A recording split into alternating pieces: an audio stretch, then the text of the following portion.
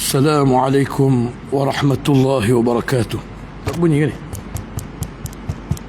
Mana dia kebal? Dia pakai mana? Dia tak pakai wayar ke? Tak bunyi.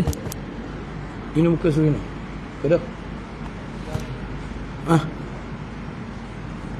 Dah buka dah situ.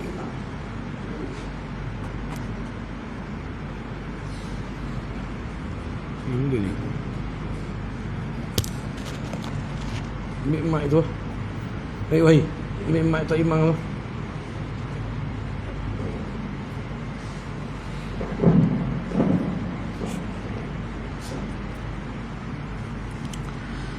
Assalamualaikum warahmatullahi wabarakatuh.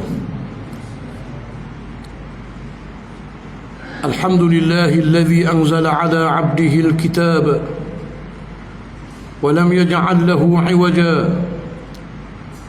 والصلاة والسلام على سيدنا رسول الله وعلى آله وصحبه ومن اتبع هداه أما بعد فإن أصدق الحديث كتاب الله وخير الهدي هدي محمد صلى الله عليه وسلم وشر الأمور محدثاتها وكل محدثة بدعة اللهم علمنا ما جهلنا وذكرنا ما نسينا وانفعنا بما علمتنا إنك أنت العليم الحكيم. Dan di antara kelebihan-kelebihannya yakni suratul Baqarah,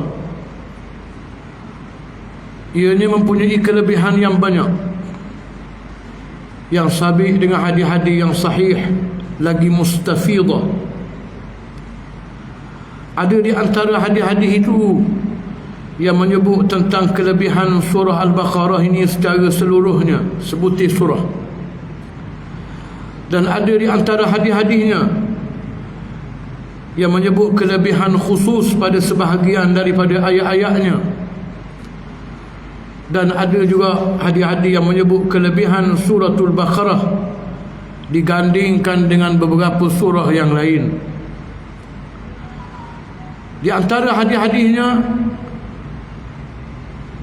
ada di antaranya yang telah pun kita baca ketika mana memberikan nama-nama suratul Baqarah ini. Namun kita akan ulang juga kerana ini tajuknya lain, dia tajuk kelebihan suratul Baqarah. Di antara hadis-hadisnya عن أبي هريرة رضي الله عنه أن رسول الله صلى الله عليه وسلم قال. Dari Abi Hurairah radhiyallahu anhu sesungguhnya Rasulullah sallallahu alaihi wasallam pernah bersabda, La taj'alu buyutakum maqabira. Janganlah kamu jadikan rumah-rumah kamu itu laksana tanah perkuburan. Nabi marah kita buat rumah kita ni macam tanah kubur.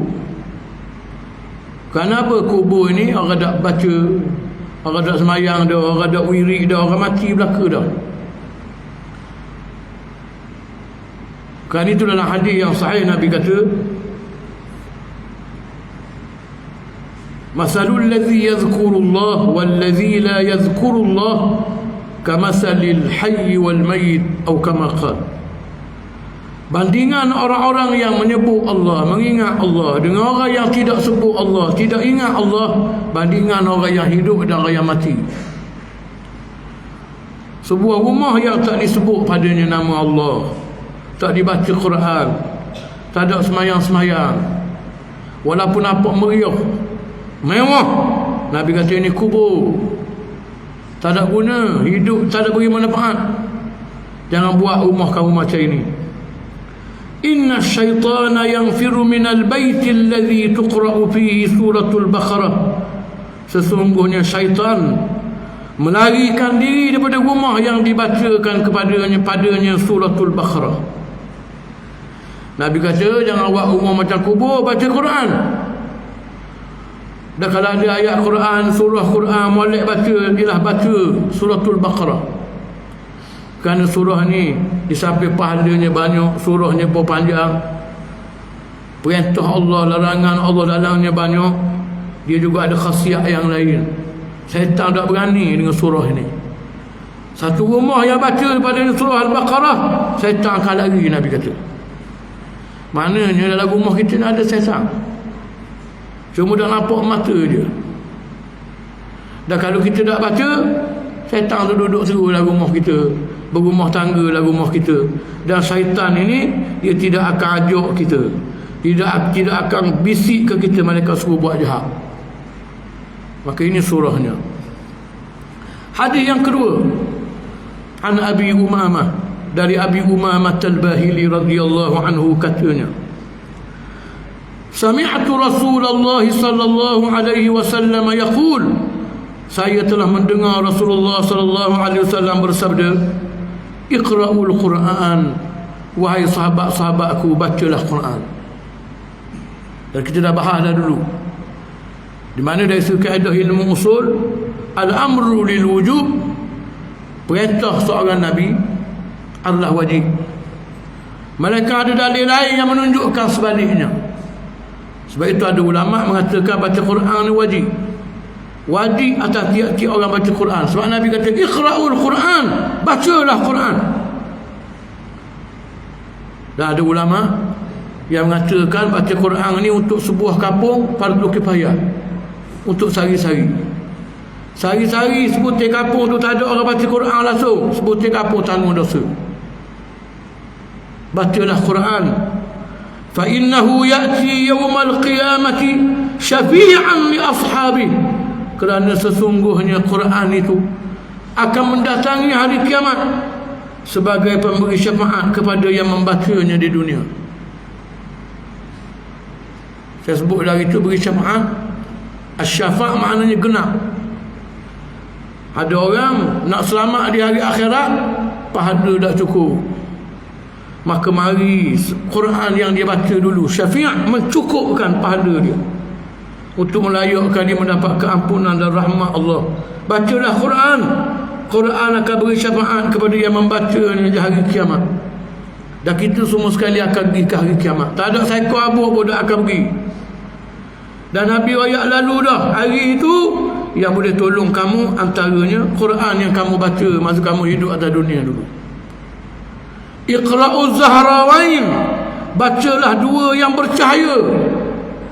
Nabi beri satu, Nabi panggil dua surah dalam Quran, dua surah yang bercahaya. Bacalah dua surah ini. Maknanya bacalah Quran, khasnya dua surah ini baca. Al-Baqarah wa surah Ali Imran, iaitu Al-Baqarah dan Ali Imran. Fa innahuma ta'tiyani yaumal qiyamah, kerana sesungguhnya keduanya akan mendatangi pada hari kiamat. Ka'annahuma ghamamatan, seolah-olah kedua-duanya awan yang tebal. Au firqani min tayrin sawaf, ataupun seumpama sekelompok burung yang membuka sayap-sayapnya. Tahtu hajani an ashabihima, yang keduanya akan berhujah, membeda orang yang membaca keduanya di dunia dahulu. Iqra'u surat Al-Baqarah, bacalah suratul Baqarah. Mana kalau tak boleh baca dua-dua, Al-Baqarah jangan tinggal. Nabi kata baca Al-Baqarah. Fa inna akhzaha barakah, kerana sesungguhnya membacanya, yakni melazimi membacanya, mempelajarinya, mengamalnya, barakatun, akan beri berkat dalam hidup kamu. Batu ada kalangan ulama yang ambil mata hadis ni, kata surah Baqarah ni surah murah rezeki. Kerana belasah ni Nabi kata berkat. Dan saya sebut semua dah apa benda makna berkat. Benda yang sikit tapi manfaatnya banyak. Yang mari daripada perkataan barakal jamal. Barakal jamal. Terum itu unta. Unta bila mana dia duduk, orang Arab panggil dia barakah. Barakah ni mana unta tu duduk. Daripada perkataan unta duduk ni lah mari perkataan berkat, barakah. Orang Melayu pun tak reti nak terjemah. Berkat ni panggil berkat juga. Mari mana? Mari pada ni. Benda kena mengena. Duduknya seekor unta dengan berkat yang kita faham tersebut ni. Zaman hari tu unta ni di samping menjadi apa orang panggil kenderaan untuk orang naik, juga lori untuk akak barang. Macam mana hari ni ada lori nak akak barang banyak-banyak, hari tu orang pakai unta. Dan unta ni walaupun dia seekor, barang atas belakang dia boleh makan sebutir kapur. Maka bila unta tu barakah turun duduk, walaupun dia seekor unta, atas belakang dia barang penuh, boleh makan sebutir kapur. Hasil pada ni lah orang Arab panggil tiap-tiap benda yang sikit tapi punya manfaat yang banyak, maka panggil berkat, barakah. Sesungguhnya melazimi membaca Al-Baqarah ini adalah keberkatan. Wa tarkaha hasrah, sedang meninggalkannya lah satu kerugian. Wala tastati'uha al-batalah, dan tidak ada tukang sihir yang mampu untuk berhadapan dengan surah ini. Hadis riwayat Imam Muslim, hadis sahih. Ibnu Hibban meriwayatkan dalam kitab sahihnya, Al-Hakim, dan selain pada keduanya, sebuah hadis yang hasan. An Abdullah bin Mas'ud, daripada Abdullah bin Mas'ud radhiyallahu anhu, dan juga daripada Abi Hurairah radhiyallahu anhu, sesungguhnya Rasulullah sallallahu alaihi wasallam pernah bersabda, inna likulli syai'in sanaman, sesungguhnya bagi tiap sesuatu itu ada kemuncaknya. Wa inna sanamal Qur'ani suratul Baqarah, sedang kemuncak Al-Quran itu ialah suratul Baqarah.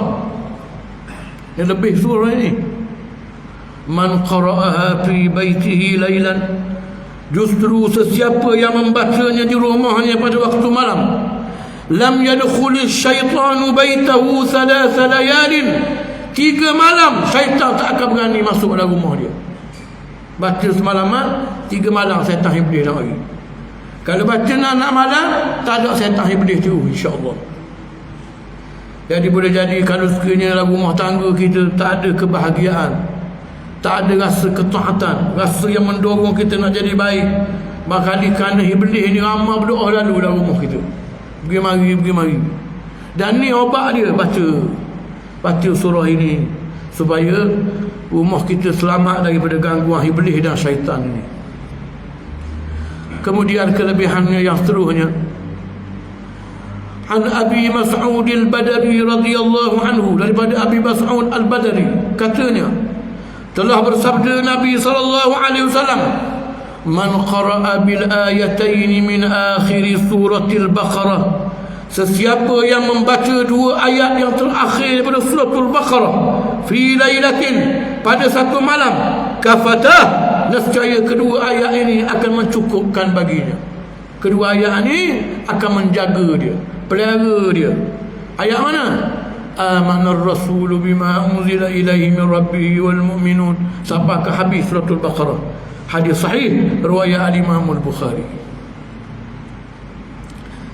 Bacanya lepas garik pun boleh, lepas isya pun boleh, masa nak tidur pun boleh. Kan Nabi kata baca malam, jatuh malam ni jatuh tari, baca, boleh baca. Nak buat wirid semayang pun boleh, nak buat wirid sebelum tidur pun boleh baca. Kemudian kelebihan yang seterusnya, an Abi Umamah al-Bahili, daripada Abi Umamah al-Bahili radhiyallahu anhu, katanya, qala Rasulullah, telah bersabda Rasulullah sallallahu alaihi wasallam, man qara'a ayatal kursi dubura kulli salatin maktubah, sesiapa yang membaca ayat kursi, sedangkan ayat kursi adalah ayat-ayat yang ada dalam suratul Baqarah, ayat yang bisa orang apa belaka, kononnya nak ambah iblis, padahal dia iblis nak ambah iblis, baca surat ayat kursi, ayat hebat, ayat ni, ayat kursi ni, ayat tu bomo. Ayat ni ada dalam suratul Baqarah. Sesiapa yang membaca ayat kursi dubura kulli salatin, di hujung tiap-tiap sembahyang maktubah, fardu, lam yamna'hu min dukhulil jannah, tiadalah yang menghalangnya untuk masuk surga, illal maut, malaikat maut sahaja. Hadis riwayat An-Nasai, dan disahihkan olehnya dan juga Ibnu Hibban. Baik. Ayat kursi. Dalam hadis ini Nabi suruh baca dubur. Dubur makna punggung. Punggung sembahyang, hujung sembahyang. Perkataan duburus salat, punggung sembahyang, hujung sembahyang ni bila mari dalam hadis Nabi, dia mempunyai dua makna. Pertama, sama ada disuruh baca sebelum salam, Allah sekali belum salam, ataupun baca lepas bagi salam dia baca lalu. Ini makna dubura kullu salat. Maka dalam hadis ini maksud Nabi baca ayat kursi ni bila? Lepas habis sembahyang, lepas habis bagi salam. Lepas habis bagi salam, bacalah wirid zikir-zikir. Antara yang baca apa? Ayat kursi. Dan Nabi kata orang baca ayat kursi lepas mayang ni, baca dengan sungguh-sungguh, dengan tadabbur maknanya, dengan yakin segala khasiat yang ada padanya, orang ni orang masuk surga. Dia apa dah asal lagi? Pasal dia dah mati lagi. Kalau dia mati, masuk surga dia. Tiada yang menghalang dia untuk masuk surga, malaikat maut, malaikat mati. Ini menunjukkan lebihnya satu ayat di antara ayat-ayat yang ada dalam surah ini. Kelebihannya yang seterusnya, wa 'anin Nu'man ibni Bashir, daripada An-Nu'man ibnu Bashir radhiyallahu anhu, 'anin Nabi sallallahu alaihi wasallam, daripada Nabi sallallahu alaihi wasallam qala, sabda baginda, innallaha kataba kitaban, sesungguhnya Allah telah menulis satu kitab, qabla an yakhluqa as-samawati wal ard, sebelum dia mencipta 7 petala langit dan bumi, bi alfai am, 2000 tahun. Nabi kata 2000 tahun sebelum Allah Ta'ala buat langit dengan bumi, Allah Ta'ala dah tulis. Tulis apa? Segala benda-benda yang akan berlaku. Al-Imam Tirmizi dalam hadis yang lain meriwayatkan daripada Ubadah bin Samit radhiyallahu anhu, katanya dia dengar Nabi SAW bersabda, inna awwala ma khalaqallahu al-qalama, sesungguhnya makhluk Allah yang pertama Allah Ta'ala cipta ialah al-qalam, yakni pena. Kalam ni pena, penulis, alat tulis. Faqala lahu uktub, lalu Allah berfirman kepadanya, wahai qalam, tulis. Fajara bima huwa kainun ila al-abad, lalu qalam itu menulis apa yang akan berlaku selepasnya sehingga ke hari kiamat. Hadis ini hasan lagi sahih. Para ulama berselisih pendapat makhluk mana yang Allah Ta'ala cipta mula-mula sekali. Ada kata araf, ada kata air, ada kata qalam, ada kata cahaya, ada macam-macam pendapat. Kerana ada hadis-hadis yang banyak, kita dah ayat serabut pada benda ini. Cuma kita tahunya Allah Ta'ala menciptakan. Semua Allah Ta'ala ciptakan belaka. Hak mana dulu, ikutlah hak mana dulu. Cuma dalam hadis ini Allah Ta'ala cipta qalam, pena. Qalam ni tulis semua ilmu Allah. Allah Ta'ala bukan wartawan. Wartawan sudah berlaku baru tahu. Allah Ta'ala tahu. Dalam hadis ni ayat 2000 tahun sebelum Allah Ta'ala buat langit dengan bumi, tulis belaka ability semua sekali. Bahkan yang lebih menarik, dalam hadis yang lain yang diriwayatkan oleh Imam Muslim daripada Abdullah bin Amr radhiyallahu anhuma, katanya sabda Nabi sallallahu alaihi wasallam, kataballahu maqadiral khalaiq, Allah Ta'ala telah menulis segala takdir makhluknya, qabla an yakhluqa as-samawati wal ard, sebelum dia mencipta 7 petala langit dan bumi, bi 50,000 sanah, 50,000 tahun. 50,000 tahun sebelum Allah Ta'ala buat langit dengan bumi, tulis ability dah sekali. Baik, boleh jadi orang kata lagu mana pula hadis ni, hak Muslim ni riwayat 50,000 tahun, hadis ni riwayat 2,000 tahun. Maknanya 2,000 tahun dalam 50,000 tahun itu, dalam jarak 50,000 tahun sebelum Allah Ta'ala cipta langit dan bumi, Allah Ta'ala tulis semua sekali, segala apa yang akan berlaku, kecil besar, dengan sempurna sesempurnanya, detailnya, kullinya, juz'inya, semua tulis. 2000 tahun lagi. Maknanya sudah 48,000 tahun dah. 2000 tahun lagi nak diciptakan langit dan bumi. Allah Ta'ala telah tulis. Apa dia? Ayatain, 2 ayat. Khatama bihima surat Al-Baqarah, yang Allah Ta'ala kemudiannya menurunkannya dan menjadikan dia penutup suratul Baqarah. Wala yuqra'ani fi dar, dan kedua ayat ini tidaklah dibaca pada mana-mana rumah. Salasa layalin, selama 3 malam berturut-turut. Fayaqrabuha syaitan, akan berani didekati oleh syaitan. Tak akan ada syaitan berani dekat dengan mana-mana rumah yang baca 2 ayat ini 3 malam berturut-turut. Yang 2 ayat ini Allah Ta'ala telah tuliskan, kalamkan 2000 tahun sebelum dia cipta langit dan bumi. Ayat apa? Amanar rasulu bima unzila ilaihi min rabbihi wal mu'minun, sampai ke habis suratul Baqarah. Kelebihan yang seterusnya, an Abi Hurairah, daripada Abi Hurairah radhiyallahu anhu, kata Abu Hurairah, ba'atha Rasulullah sallallahu alaihi wasallam ba'athan, pada suatu masa Nabi mempersiapkan satu pasukan untuk dikirim. Askar lah, Nabi nak kirim askar. Wa hum zu adadin, sedang mereka ini ramai bilangannya. Fastaqra'ahum, lalu Nabi panggil seorang-seorang. Nabi minta dia baca Quran. Fastaqra'a kullu rajulin minhum ma ma'ahu min al-Quran, tiap-tiap orang diminta oleh Nabi baca mana-mana ayat Quran yang dia hafal. Fa'ata ala rajulin, sehinggalah baginda mendatangi seorang lelaki, minhum, di kalangan mereka, min ahdathihim sinnan, yang paling muda umurnya. Nabi buat interview, nak atur askar ni, interview, nak latih ketua general. Caranya apa? Suruh baca Quran. Baca Quran. Lah ni orang dah buat dah begitu. Sibuk nak tengok keputusan periksa je, A ke B ke, Quran reti ke tak reti, tak peduli. Dan ini bukan sunnah Nabi SAW. Kalau kita kira benda kena-kena Quran dengan perang Nabi nak atur dia ni, nak pergi perang ni, pandai silat hulu, pandai silat, pandai berteki, bertetok, perlulah orang ni jadi ketua, ada pengalaman. Apa benda kerja baca Quran dah. Quran adalah segala-galanya. Quran adalah segala-galanya. Hidup dan mati seorang beriman kerana Quran. Dia kena ada Quran. Quran yang membimbing dia, Quran yang memandu dia, supaya dia tak buat benda-benda khianat, supaya dia tidak buat benda-benda yang berdosa masa dia kerja tu. Maka Quran ni penting. Sebab dia di kalangan kita yang sini, terkedik Allahnya jadi interviewer, tukang interview orang, ingat hadis ni.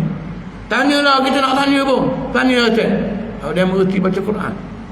Quran mengerti baca. Kita nak awak orang jadi menantu anak kita, tanya soalan ni, mengerti baca Quran. Kalau mudah erti baca Quran, menawi benda ke anak aku, menawi benda ke cucu aku.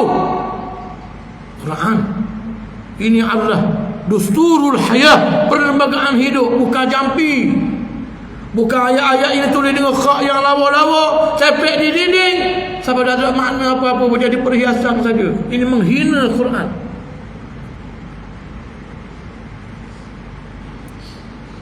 Tiba-tiba mari seorang lelaki, khak muda sekali. Nabi kata ke dia, ma ma'aka ya fulan, hei si fulan, ayat apa, surah apa, Quran mu apa? Qala ma'i kaza wa kaza, wahai Rasulullah, saya apa surah begian-begian, wa suratul Baqarah, termasuk surah Al-Baqarah. Qala, kata Nabi SAW, ama'aka suratul Baqarah, betul ke menghafal Al-Baqarah? Qala na'am, ya saya apa Rasulullah. Qala fadhhab, Nabi kata pergi, fa'anta amiruhum, kamu ketua pasukan ini. Dia menunjukkan hebatnya suratul Baqarah, sampai dia jadi star packet, CJ untuk orang dilantik jadi ketua. Kemudian sambung hadis ni lagi, faqala rajulun min ashrafihim, lalu kata salah seorang di kalangan pembesar dalam sekolah ramai tu, ada orang yang lebih mulia, lebih pangkat tinggi, lebih tua. Ada seorang yang dia tak dipilih kerana masa interview tu, orang muda ni buat kalah dia kerana dia hafal Al-Baqarah. Hak tua ni berkata, wahai Rasulullah, ma mana'ani an ata'allama surat al-Baqarah illa khasyata an la aquma biha. Wahai Rasulullah, tidaklah menghalangi saya daripada mempelajari dan menghafal surah Al-Baqarah ini, melainkan kerana saya bimbang saya tidak mampu untuk menegakkan suruhannya dan larangannya, ataupun dengan maksud saya bimbang saya tidak mampu berdiri membacanya dalam salat malam. Rasulullah, hak muda ni apa ayalah, hamba pun boleh hafal juga Rasulullah, tapi hamba dah apa kerana hamba bimbang, takut apa? Tak dapat nak melaksanakan apa yang ada dalam surah ini. Baca saja je, jadi macam keldai, apa saja je, tapi tak tahu apa yang dia suruh. Hamba takut begitu Rasulullah. Maka Nabi pun ajak ramai orang, apa muda apa Quran, hamba takut dosa kalau hamba dah ingat, dia kata. Tapi dia lupa banyaknya pahala yang dia boleh kalau dia ingat. Ni pemikiran secara negatif. Baru tak apa, hamba kata ingat kayak gini, dosa kayak gini. Kalau ingat, apa pergi kalau tak ingat? Kalau ingat lagu A. Ramli sebab hari ni ingat. Pada dengar begitu-begitu je lah radio. Quran takut tak ingat. Tak betul. Maka Nabi meneguhkan sabdanya, ta'allamul Quran, belajarlah Quran. Dalam hadis yang lain, khairukum man ta'allama al-Quran wa 'allamah. Orang yang paling baik di kalangan kamu bukan tok guru, bukan ustaz, bukan tok wali, tok lebah, tapi orang yang belajar Quran. Bukan tok guru Quran. Nabi dah sebut tok guru Quran dulu. Ta'allama al-Quran, orang yang belajar Quran, wa 'allamah, kemudian baru tok guru yang ajar Quran. Nabi muliakan orang yang belajar Quran. Belajarlah Quran. Faqra'uh, lepas belajar pandai Quran, baca. Ni ada juga pasal jenis menatang belajar Quran, lepas tu tak baca. Baca Quran, reti Quran, tapi tak baca. Tunggu orang mati baru baca. Tunggu mari bulan puasa baru baca. Nabi kata baca. Wa akhri'uh, dan bacakan dia pada orang lain. Baca. Baca pada orang sakit, baca pada orang nak mati surah Yasin, baca pada anak-anak kita. Abu Musa Al-Ash'ari radhiyallahu anhu, kaum Ash'ari ini orang Yaman di Madinah. Dalam hadis yang lain Nabi kata, aku walaupun malam gelap gelita, aku tahu bila mana aku sedang lalu di perkampungan Ash'ari. Ni anak beranak Abu Musa Ash'ari. Tahu di mana? Daripada deruan suara mereka membaca Al-Quran. Mana sebutir di Madinah ni, sahabat Nabi yang hebat-hebat ni, hak baca Quran, siapa Nabi boleh kenal. Ni kampung kan ni, kampung Abu Musa ni. Kenapa? Bunyi suara baca Quran. Satu hari sahabat Nabi kata, Rasulullah, tak dengar cerita ke Abu Musa Asy'ari ni buat pelik pada orang? Nabi kata, dia buat apa ni? Dia panggil orang kampung dia, orang kakak rumah dia, ramai-ramai mari di rumah dia, dia baca Quran, orang lain dengar. Dengar apa dia baca. Nabi kata, boleh tak mu bawa aku pergi kat perguruan Abu Musa ni dan dudukkan aku di tempat yang dia tak perasan aku ada. Aku nak tengok sendiri dia buat apa. Nabi pun pergi. Dengar Abu Musa tak tahu Nabi ada. Ada riwayat kata Nabi kerubuk nak tengok Abu Musa buat apa. Esokkan harinya, bila Abu Musa Al-Ash'ari mari kat Nabi sallallahu alaihi wasallam, Nabi kata, Abu Musa, aku pergi dengar mari mu mengaji. Laqad utita mizmara min mazamir ali Daud. Sedap suara mu, Nabi kata. Allah telah beri pada kamu seruling di antara seruling Nabi Daud. Allah Ta'ala beri kamu bakat suara merdu macam Allah Ta'ala beri pada Nabi Daud. Abu Musa kata apa? Wallahi ya Rasulullah, law alimtu lahabbartu laka tahbira. Allah Rasulullah, saya tak tahu Rasulullah ada. Kalau saya tahu, sedap lagi saya baca. Sedap lagi saya baca, dia kata Abu Musa. Jadi baca Quran dan bacakan pada orang Quran.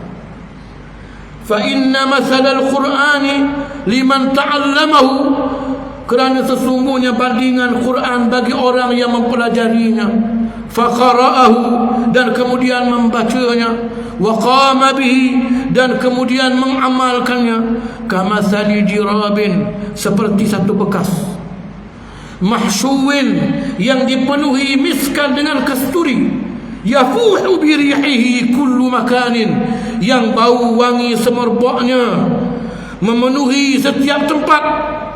Wa mathalu man ta'allamahu, adapun bandingan orang yang mempelajari Quran, fayarqudu, namun dia tidur, dia tak baca Quran, dia belajar Quran, dia tidur, tak baca. Wa huwa fi jawfi, sedangkan Quran itu ada di dadanya. Kamathali dirabin, seperti bejana, wuki'a ala miskin, yang ada kasturi namun tertutup rapat tudungnya sehingga tidak keluar baunya. Kata Abu Isa Tirmizi, hadis ini hasan, wa huwa kama qala.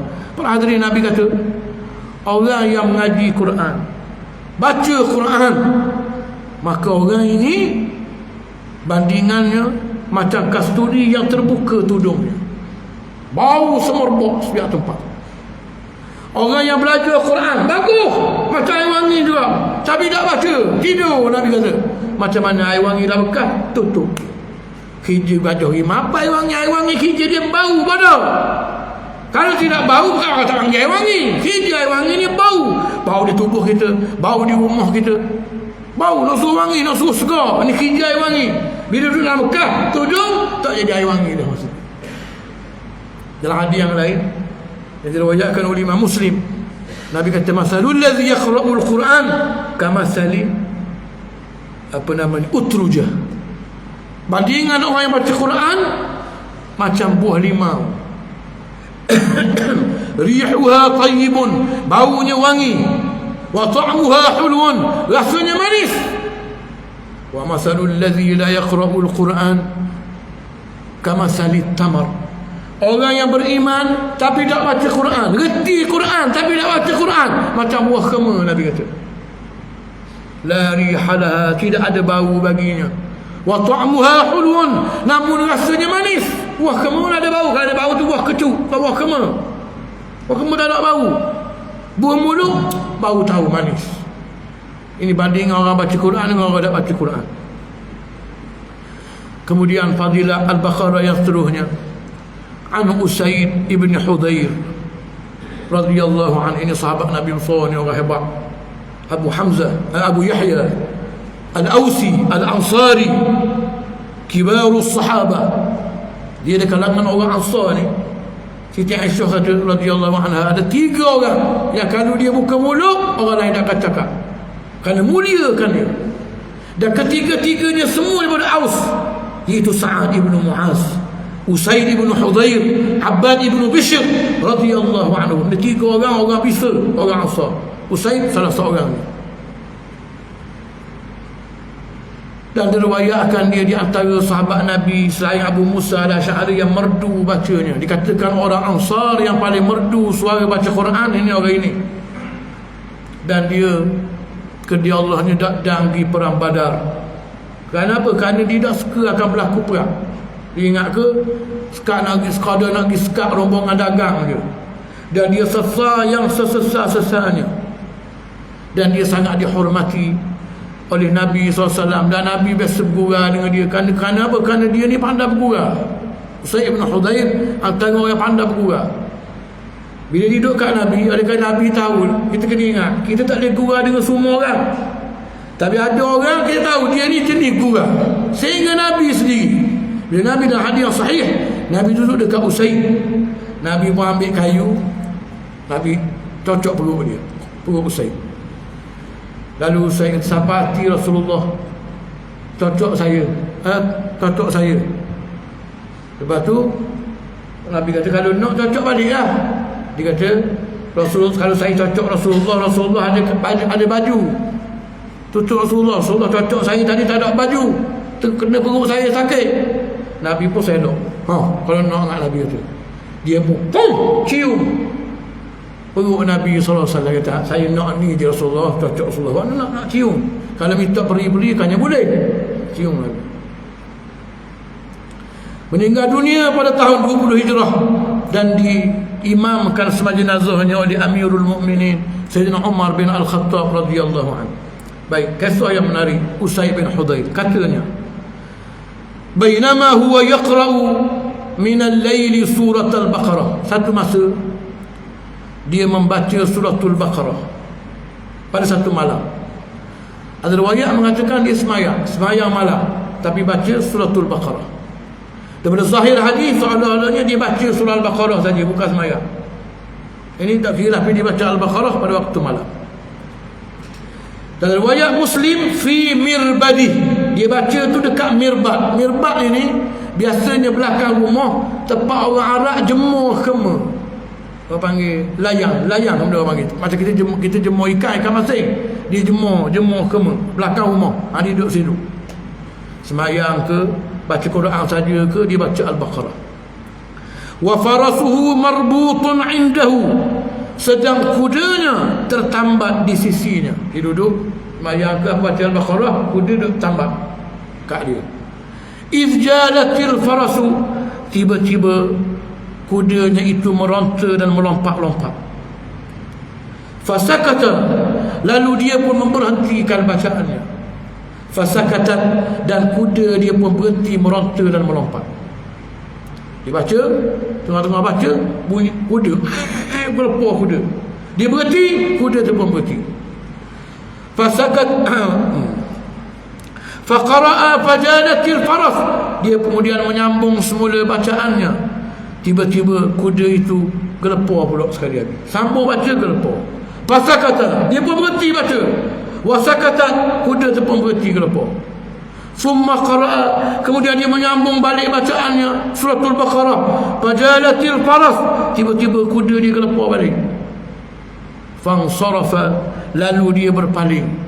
Yakni kalau semayang kau berhenti semayang, kalau ngaji kau berhenti mengaji. Wa kana ibnuhu Yahya qariban minha, yang menyebabkan dia berhenti itu kerana anak lelakinya Yahya berada dekat dengan kuda itu. Fa ashfaqa an tusibahu, maka dia bimbang kuda yang melompat-lompat meronta itu akan menimpa anaknya. Falamma jatarrahu, bila mana dia ijtarra ni ialah dia seret anak dia, seret buat lari jauh daripada kuda tu. Rafa'a ra'sahu ila as-sama, dia pun mengangkat kepalanya ke langit. Berdasarkan kataan inilah para ulama kata benda ni berlaku tengah semayang. Kerana dalam semayang kita dilarang angkat kepala tengok ke langit, dilarang, makruh, dan ulama kata haram. Maka sebab itu bila mana kuda tu gelepar, dia tak lenggok kata. Sudah dia berhenti, sama ada berhenti semayang atau berhenti baca Quran, dan dia lari anak di segi daripada kuda tu, baru dia lenggok tengok ke langit. Lalu dia melihat ada awan yang tebal yang menyelubunginya. Di dalam awan itu ada seumpama pelita-pelita yang bercahaya yang sedang naik ke langit. Awan tebal, malam, nampak terang lama dia ni, awan tebal. Kemudian ada cahaya yang berkelip-kelip yang sedang naik ke atas daripada awan itu, sehingga hilang cahaya itu dari pandangannya. Falamma asbaha, bila mana dah berpagi itu, haddatsan Nabi sallallahu alaihi wasallam, dia bercerita ke Nabi Rasulullah, hamba baca Quran malam, sebab hamba mayang baca suratul Baqarah malam. Tengah baca-baca, kuda bergelepar. Bila hamba berhenti, kuda tu pun berhenti. Hamba sambung baca balik, kuda tu gelepar. Bila dia kata begitu, Nabi kata apa? Iqra' ya ibn Hudayr, Iqra' ya ibn Hudayr, wahai anak Hudayr, jangan berhenti baca terus. Padahal cerita tu semalam dah. Nabi kata sepatutnya mudah berhenti, Usaid, mu baca terus. Soalnya begitu. Lalu Usaid kata, asfaqtu ya Rasulullah an tata'a Yahya, saya bimbang Rasulullah unta yang meronta-ronta itu akan memijak anak saya Yahya. Wa kana minha qariban, kerana Yahya dekat sangat dengan kuda tu. Farafa'tu ra'si, lalu Rasulullah hamba berangkat pada hamba lenggok ke langit. Fa idza mithlu az-zullah, tiba-tiba saya melihat awan yang tebal. Amsalul fiha amsalul masabih, dalam awan yang tebal itu ada cahaya yang berkelip-kelip seumpama pelita. Fa kharajat hatta la araha, yang dia lalu keluar daripada awan yang tebal itu naik ke atas, hilang sehingga aku tidak melihatnya lagi. Rasulullah bila hamba lepas wadai anak hamba ni, hamba hendak ke langit. Rupanya kerana benda atas langit ni, kuda ni berlepas. Nabi kata, tadri mazak, mau tahu ke benda yang kelik-kelik tu? Qala la, tak tahu Rasulullah. Qala, sabda Nabi SAW, tilkal malaikah, itulah gerombolan malaikat. Dan li sautik, yang mendekat kerana mendengar suaramu. Kenapa? Usaid ibn Hudayr suaranya merdu baca Quran. Dalam riwayat yang lain, Nabi kata, macam mana Nabi kata pada Abu Musa, Nabi kata ke Usaid, Nabi kata, faqad utita min mazamir ali Daud. Wahai Usaid, kamu diberi suara merdu, seruling di antara seruling Nabi Daud. Malaikat tertarik dengan suara membaca Quran, lalu dia turun. Walau qara'ta, mu tengok dia tu menaik kerana mu berhenti. Kalau mu terus baca, la asbahat yanzurun nasu ilaiha, nescaya orang ramai akan dapat melihat mereka keesokan harinya. La tatawara minhum, dan mereka, yakni para malaikat itu, tidak lagi boleh menyembunyikan diri dari pandangan mereka. Nasib baik mu berhenti, bapa mu berhenti, Nabi kata. Kalau mu tak berhenti, baca terus, kas kamu je, orang lain bakal boleh tengok malaikat. Dan ini adalah kelebihan Suratul Baqarah dan kelebihan Usaid ibn Hudayr. Jangan pula kita baca Al-Baqarah tengok mana nak mari-mari lagi ni, musa bersyir kau musuh bangun. Walaupun tidak mustahil, boleh berlaku. Tetapi ini manaqib, kelebihan Usaid ibn Hudayr. Bahkan kita yakin Sayyidina Abu Bakar baca Al-Baqarah, Sayyidina Umar baca, Sayyidina Ali baca, tapi tak ada bunyi berlaku begini. Maka menunjukkan apa gini kelebihan Usaid ibn Hudayr dan juga kelebihan Suratul Baqarah. Ada para ulama hadis kata apa? Para malaikat seolah-olah terpukau dengan bacaan itu, sehingga dia lupa dia tidak boleh menjelmakan diri depan manusia macam kita ni. Dia terlupa, terpukau dengan bacaan sebab dia menjelma masuk ke alam kita, zoom kita ini, sehingga boleh tengok dengan mata rendah. Kalau tidak, malaikat ni memang ada, dan insya-Allah malam ni pun ada. Cuma dah nampak. Kalau nampak 20 tekak pun tak muat lagi surah kita ni.